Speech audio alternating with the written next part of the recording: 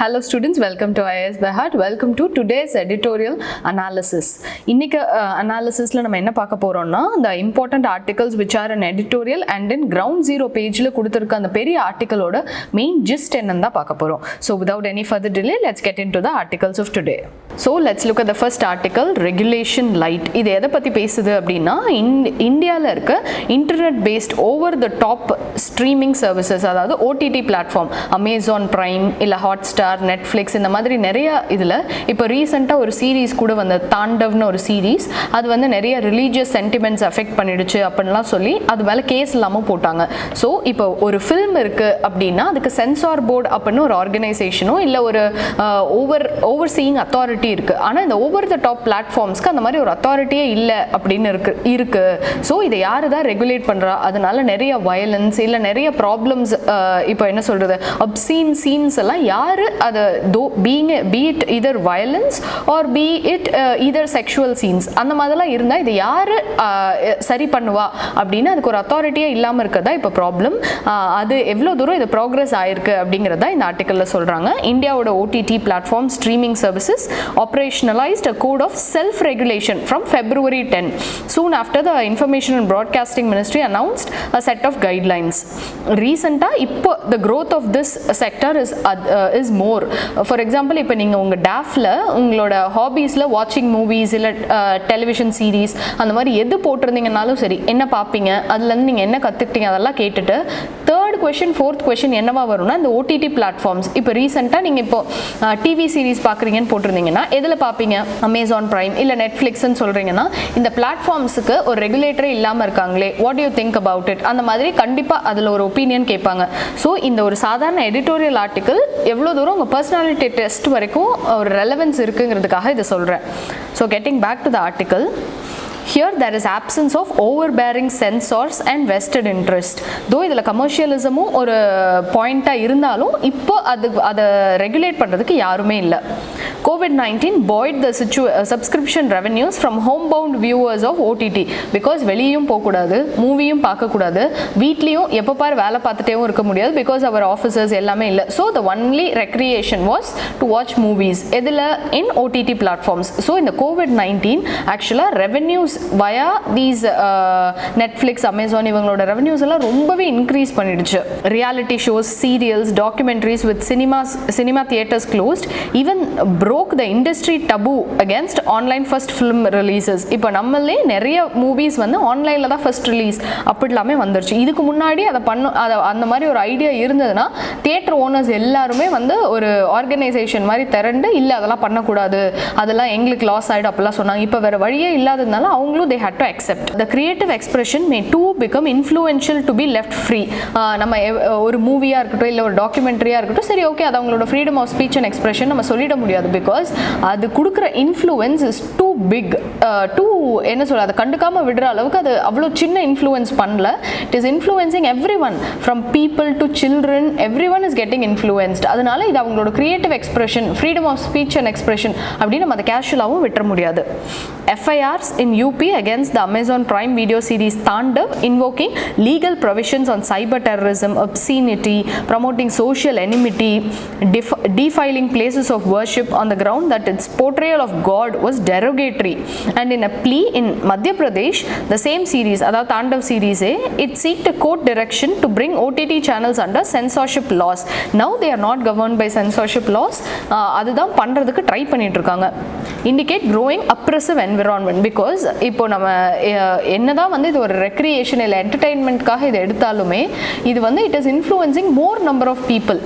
அதுவும் ஒரு சீரீஸ்னு போடும்போது ரெக்கரிங்காக எபிசோட் 1 எபிசோட் 2 அப்படின்னு அது ரெக்கரிங்காக போயிட்டே இருக்கிறதுனால the need for censorship for OTT platforms is even more huge. It displays manufactured outrage. அதாவது இந்த சொசைட்டி அவ்வளோ ப்ராப்ளம் ஆக்சுவலாக நம்ம சொசைட்டிலே இருக்காது, ஆனால் இவ்வளோ ப்ராப்ளம் இருக்குன்னு நம்ம இந்த சொசைட்டிக்கே காட்டிடுவோம். இதுக்கு பேர் தான் மீன் வேர்ல்டு சிண்ட்ரோம். அதாவது இந்த மாதிரி நெகட்டிவான விஷயம் நாட்டில் நடக்குது நம்ம ப்ராபகேட் பண்ணி இந்த நாடே ஒரு மோசமான நாடு, இங்கெல்லாம் இருக்கவே கூடாது, இந்த உலகம் அழிஞ்சிட்டே இருக்கு, அந்த மாதிரி ஒரு இந்த வேர்ல்டே ரொம்ப மீன் வேர்ல்டு அப்படிங்கிற மாதிரி ஒரு இமேஜை கிரியேட் பண்ணுறது. இதனால என்ன ஆகும்னா பர்சனல் டிசிப்ளின் ரொம்ப குறைஞ்சிரும். ஆமா நான் தப்பு பண்ணலன்னா இன்னொருத்தவன் பண்ண போறான், அந்த மாதிரி ஒரு லெத்தார்ஜிக்கான ஆட்டிடியூட் வர ஆரம்பிச்சிடும். emphasis on abiding by the IPC, laws on women and children's rights, copyright issues, age appropriate certification, parental control, while upholding constitutional provisions on free speech should be given an opportunity to work. என்ன பண்ணா free ஸ்பீச்சும் ஒரு side இருக்கணும், இன்னொரு side copyright issues, censorship, அப்புறம் to maintain இந்த age limit வரைக்கும் தான் இவங்க பார்க்கலாம். எப்படி மூவிக்குலாம் A certificate, U certificate, U bar A அந்த மாதிரி சர்டிஃபிகேட்லாம் இருக்கும், அந்த மாதிரி இதுவுமே it has to be regulated. Information and broadcasting ministry expert committee on film certification 2016 under Shyam Benegal இவங்க என்ன சொல்லியிருக்காங்கன்னா, இந்த பேனல் upheld creative expressionம் இருக்கணும் and full ownership of any visual production, leaving viewing decisions to the audiences முடிவு பண்ணும் இந்த மூவியை பார்க்கலாமா வேணாமா. நம்மளே அதை சென்சார்ஷிப் பண்ணக்கூடாது. பிகாஸ் அந்த மூவி எடுத்தவன் இது மக்களுக்கு தெரியணும் அப்படின்னு. இப்போ ஃபார் எக்ஸாம்பிள் இப்போ விசாரணை மூவியே நம்ம எடுத்துக்கலாமே, அதில் எவ்வளோ வயலன்ஸ் இருக்குது, எவ்வளோ ப்ராப்ளம் இருக்குது, அதில் இல்லை this is too violent for the audience நம்ம அதை ஸ்டாப் பண்ணோன்னா what is happening in real for some people அப்படிங்கிறது தெரியாமலே போயிருக்கோம். So we have to make sure that the creativity is not curtailed in one hand, and also the copyright issues, violence, அப்புறம் protecting children from viewing obscene contents, இது எல்லாமே நம்ம பார்த்துக்கணும். leaving viewing decision to audiences, more accurately classifying films by viewer age. எப்படி movies நான் சொன்ன மாதிரி இவ்வளோ இருந்ததுன்னா only people under age of 16 should watch அந்த மாதிரிலாம் இருக்கோ, அந்த மாதிரி we have to classify this also. அப்படி நம்ம கிளாசிஃபையும் பண்ணி அதையும் மீறி people are coming na, it is their own choice. And ensuring transparency in the way reviewing bodies are constituted. The idea that films must be pre-censored and arbitrary cuts made by the government, because in the cut எல்லாம் யார் prescribe பண்றா, eventually இத ஒரு human being தான prescribe பண்றா, even he is in the censor board, அவனுக்குமே personal bias னு இருக்கும். He might be aligned towards a political party, அவன் ஒரு opposite political party பத்தி criticize பண்ணி ஒரு மூவி வருது, ஆனா அது மக்களுக்கு போய் சேர்ந்தே ஆகணும்னு இருக்கும்போது personal biases வச்சு he may recommend இல்ல இந்த சீன்லாம் நம்ம கட் பண்ணிடணும், இதெல்லாம் வரக்கூடாது அப்படிங்கும்போது it is like abuse of power, அதுவும் பர்சனல் பயசஸ் வச்சு. ஸோ நம்ம என்ன பண்ணணும்னா we should certify the film unless until there is very obscene contents. அந்த மாதிரி இல்லைன்னா we should not prescribe more cuts in the film.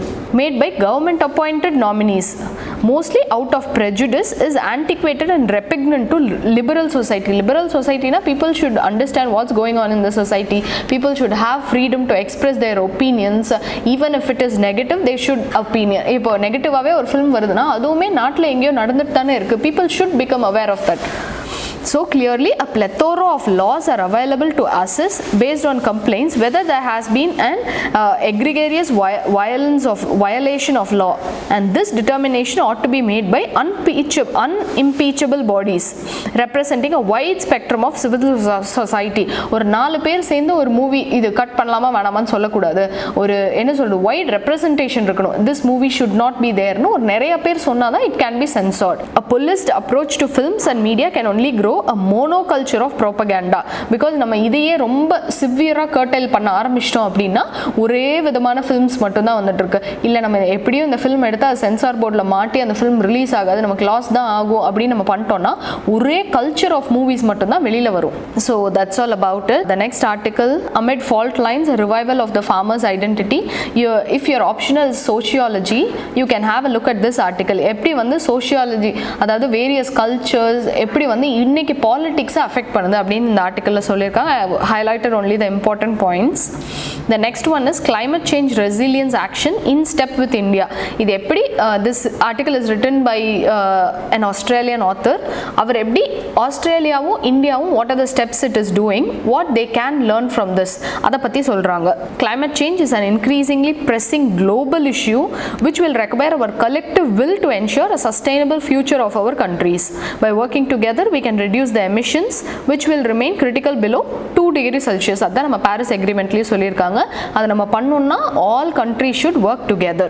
இப்போ ஆஸ்திரேலியாவில் புஷ் ஃபயர் வேற நடந்தது. அந்த மாதிரி ஒரு என்ன சொல்றது ஒரு நேச்சுரல் டிசாஸ்டர் தோ அதுக்கு ஆர்டிஃபிஷியல் ஃபேக்டர்ஸ் ஒரு மேன்மேட் ஃபேக்டர்ஸும் கான்ட்ரிபியூட்டாக இருந்தாலும் how we should do that அப்படின்றத நம்ம பார்க்கணும். புஷ் ஃபயர்ஸ்க்கு வாட் ஆஸ்திரேலியா டிட், இதை நீங்கள் ஒரு கேஸ் ஸ்டடியாகவே எழுதலாம். லைக் சக்ஸஸ்ஃபுல் கேஸ் ஸ்டடியாக 1500 crore was committed committed to make our natural resources, environment and water infrastructure more resilient to drought and climate disaster. இப்போ திடீர்னு இப்போ இந்த வருஷம் ஃபுல்லா மழை இல்லை அப்படின்னா, மழை இல்லைன்னா அவ்வளோதான், எல்லாமே எக்கனாமியே ஒரு ஹால்ட்டுக்கு வந்துருங்கிற மாதிரி இல்லாமல் we should make sure that we'll be able to handle such a drastic situation. Australia has pledged at least 150 crore over the period of 2020 to 20, அதாவது 5 yearsக்கு for global climate finance, and 50 crore will directly help the Pacific neighbors.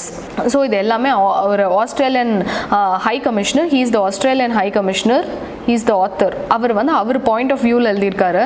இந்தியாவுக்கும் ஆஸ்திரேலியாவுக்கும் what is the coalition going? Australia strong support for disaster resilient infrastructure spearheaded by our Prime Minister. That is one cooperation that is going to ensure our infrastructure is resilient and adapts to the effect of changing climate. Climate change முக்கியமான விஷயம் என்ன? Rising sea level, melting of more glaciers, ரிவர்ஸில் நிறைய water போகும். ஆனால் அந்த டைமில் நம்ம அதை யூஸ் பண்ணல அப்படின்னா ட்ராட் வரும். ரிவர்ஸில் நிறைய வாட்டர் போணுச்சுன்னா அதில் ஃப்ளட் வரதுக்கும் ப்ராபபிலிட்டி நிறைய இருக்குது. ஸோ இதெல்லாம் எப்படி நம்ம டேக்கிள் பண்ண போகிறோம்? Ongoing engagement with international solar alliance with head quarter and ஹரியானாவில் இருக்குது. நமக்கு தெரியும் the global initiative design to harness solar power to provide the energy needs of the members of the alliance, and also to work with India on water resource management is another important initiative, because நமக்கு தெரியும் Australia is one of the driest inhabited continents in India. இந்தியாலயும் drought problem நிறைய இடத்துல இருக்கு. So எப்படி இவங்க ரெண்டு பேரும் இந்த கன்வர்ஜிங் ஏரியா வாட்டர் மேனேஜ்மெண்ட்ல எப்படி நம்ம எஃபெக்டிவா பண்ணலாம் அப்படின்றதையும் சொல்றாங்க. Australia India joint energy dialogue will strengthen cooperation between two countries in hydro storage. கிடைக்கிற வாட்டர் எப்படி ஸ்டோர் பண்ணிக்கிறது, cost effective battery technologies, because we are moving towards hybrid vehicles, hydrogen and coal gasification process, adoption of clean energy technology, fly ash management technology and solar forecasting and scheduling. In the areas lalla there is cooperation between India and Australia. And there are many more opportunities for Australia and India on low emission technology. Low emission na எல்லாத்துல ஆரம்பிச்சோம். For example ஃபேக்டரியாவே இருந்தாலும் அதுலேருந்து வர emissions எப்படி குறைக்கிறது, ஒரு வெஹிக்கிளாக இருந்தால் அதுலேருந்து வர எமிஷன்ஸ் எப்படி குறைக்கிறது. Low emission technology across various areas which will continue to explore together as partners. Whether in responding to COVID-19 pandemic or tackling the ongoing challenge posed by climate change, we need to embrace innovationum இருக்கணும், global partnership இருக்கணும். because ஒரு country மட்டும் சேர்ந்து இந்த வேர்ல்டோட டெம்பரேச்சரையே குறைக்கவும் முடியாது. Global emissions reductions, we will still need to adapt changes in our climate over the coming decades. Practical actions that help us adapt those changes and strengthen the resilience of our local environment is critical. So that is the conclusion of this article. இதெல்லாம் தான் இந்த major articles of today. இந்த article ground zero எதை பற்றி சொல்கிறாங்க அப்படின்னா, human animal conflict எவ்வளோ தூரம் அதை அஃபெக்ட் பண்ணுது. இப்போ நம்ம வந்து இப்போ ப்ராஜெக்ட் டைகர் அந்த மாதிரி நம்ம ஒரு ப்ராஜெக்ட் எடுக்கிறோம். நிறையா அதாவது இப்போ நம்பர் ஆஃப் டைகர்ஸ் இன்க்ரீஸ் ஆயிருக்கு as per hour tiger census. அதே சமயம் நம்பர் ஆஃப் டைகர்ஸ் இன்க்ரீஸ் ஆக அந்த டைகர் ஏரியாஸ்க்கும் அந்த ஏரியா பார்டர் பண்ணியிருக்க டிஸ்ட்ரிக்ட்ஸ்க்கு இருக்க பீப்புளுக்கும் ஹியூமன் அனிமல் கான்ஃப்ளிக்ட்டும் அதிகமாகுது. ஸோ நம்ம ப்ராஜெக்ட் டைகர் எதை எய்ம் பண்ணி பண்ணுறோமோ அது ஃபுல் சக்ஸஸ் இன்னும் அடையலை அப்படிங்கிறத இந்த ஆர்டிக்கலில் சொல்கிறாங்க. For example the human kills by tiger have caused panic and dismay. என்ன நடக்கும், இப்போ ஒரு வில்லேஜ் ரொம்ப ஃபாரஸ்ட் பக்கத்தில் இருக்குது, அடிக்கடி டைகர் வந்துட்டே இருக்குது, நாசம் பண்ணுது அப்படின்னா என்ன ஆகும், people will lose patience at some time. either they will trap the tiger இல்லைனா they will kill it. அப்படி தான் டைகர் அவ்னி அதை வந்து மகாராஷ்டிராவில் கொன்னாங்க. அந்த மாதிரி ஹியூமன் அனிமல் கான்ஃப்ளிக்ட்ஸ் அதிகமாக ஆக அதுவும் people in village areas who are mostly illiterate, அவங்க என்ன பண்ணுவாங்கன்னா எப்படி இந்த அனிமலை கொல்றதுன்னு தான் பார்ப்பாங்க. அவங்களுக்கு கன்சர்வேஷன் ரொம்ப கஷ்டப்பட்டு நம்ம ப்ராஜெக்ட் டைகர் லான்ச் பண்ணியிருக்கோம், அதெல்லாம் அவங்களுக்கு தெரியாது. So because it is not surprising white spread habitat destruction. எதுக்கு ஹியூமன் அனிமல் கான்ஃப்ளிக்ட் வருதுங்கிற காசஸ் இதெல்லாம் தான். ஹேபிட்டட் டிஸ்ட்ரக்ஷன், கேட்டல் grazing, resource extraction from forest along with increase in the tiger population have led to man animal conflict. இதெல்லாம் தான் முக்கியமான reason. Habitat destruction, கேட்டல் grazing, resource extraction, increase in tiger population. have led to man-animal conflict with a dwindling prey base. இப்போ tiger வந்து tertiary consumer, primary இப்போ ஹெர்பிவோர்ஸோ இல்லை வேறு ஏதாவது பிரைமரி கன்சியூமர் இருந்தால் மட்டும்தான் அதோட ஃபுட் செயின் பேலன்ஸ் ஆகும். அந்த ப்ரே பேஸ் குறைய அதாவது number of tigers, number of deers இல்லை வேறு டைகர் என்ன சாப்பிடுமோ அதெல்லாம் குறைஞ்சிட்டே வந்ததுன்னா என்ன பண்ணும், it has to move on to the human inhabitations. வேறு ஏதாவது மனுஷங்க வளர்க்குற ஆடு அதெல்லாம் பிடிக்கிறதுக்காக வரும்போது தான் இந்த ஹியூமன் அனிமல் கான்ஃப்ளிக்டே நடக்குது. For a tiger to be declared a man-eater, it should have committed a series of human kills and partaken the flesh according to the National Tiger Conservation Authority. In these cases, the proof is inconclusive as the bodies were retrieved soon after. So, நம்ம tiger எப்போ ஒரு man eater அப்படின்னு நம்ம சொல்லுவோம்னா when it has killed more number of human beings. இப்போ நம்ம man eater அப்படின்னு நம்ம சொன்னோம்னா it will, இப்போ நம்ம டிக்ளேர் பண்ணுறது it is based on inconclusive evidences. Heavy fragmentation of the habitat in the corridor region. As a consequence, tigers are unable to cross over to the core area. நமக்கு தெரியும் core area, buffer area, transition zone 3 areas இருக்கும். அப்போ tiger வந்து இப்போ buffer ஏரியாவில் இருக்கு, core ஏரியாவுக்கு போகணும் அப்படின்னா இப்போ இந்த சைடு ஒரு காடு இருக்கு, அந்த சைடு ஒரு காடு இருக்கு, நடுவில் ஒரு ரோடு போகுதுன்னா இட் வில் பி அன்கவர்டு. கரெக்டா? அடிக்கடி அங்கே வெஹிக்கிள்ஸ் போயிட்டே இருக்கு, ஹியூமன் நடமாட்டம் இருந்துகிட்டே இருக்குன்னா the tiger will not feel safe to cross over to the other area. அப்படி இல்லைன்னா என்ன நடக்கும், இட் வில் ஸ்டார்ட் அதோட பாத் மாதிரி டீவியேட் ஆகி ஊருக்குள்ளே போயிடலாம், இல்லை வில்லேஜஸ் அஃபெக்ட் பண்ணலாம், பீப்புளை அஃபெக்ட் பண்ணலாம், அந்த மாதிரி நிறைய ப்ராப்ளம்ஸ் இருக்கும். And other than that we have to control the poaching. Aerial electric cabling போயிட்டுருக்கு, இப்போ ஃபாரஸ்ட் மேலேயே கேபிள்ஸ் போயிட்டு இருந்ததுன்னா surely they will get affected. The core area and unified command will get affected. So ஃபைனலாக என்ன சொல்கிறாங்கன்னா, நம்ம ரொம்ப கஷ்டப்பட்டு ப்ராஜெக்ட் டைகரை சக்ஸஸ்ஃபுல்லாக மாற்றிருக்கோம். we have made it sustainable. To retain it sustainable, there should be undisturbed right for the tigers from central India up to eastern Ghats.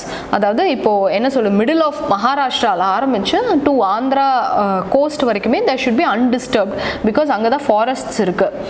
If they are obstructed from migrating, their gene pool cannot be maintained and inbreeding will threaten the very existing of the species because the cross breeding நடந்தா மட்டும்தான் healthy species வர முடியும்.